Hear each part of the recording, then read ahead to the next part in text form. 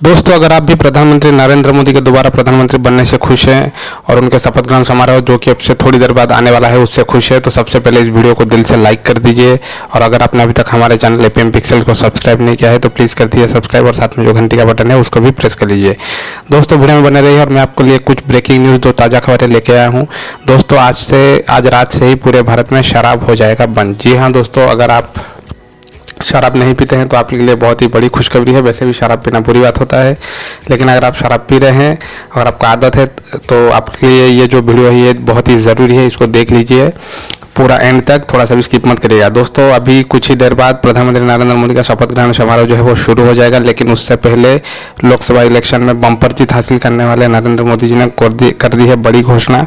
दोस्तों, अभी ये सुनने में आ रहा है कि जो शराब है वो पूरे भारत में बंद हो जाएगा आज रात से। जैसे ही दोस्तों ये खबर मुझ तक पहुंची, मैंने सोचा कि एक वीडियो बनाकर आप लोगों तक ये जो खबर है ये पहुंचा दूं। आपको बता दें कि पहले से ही गुजरात में और बिहार में शराब जो है वो पहले से ही बैन हो चुका है, मतलब बंद हो चुका है।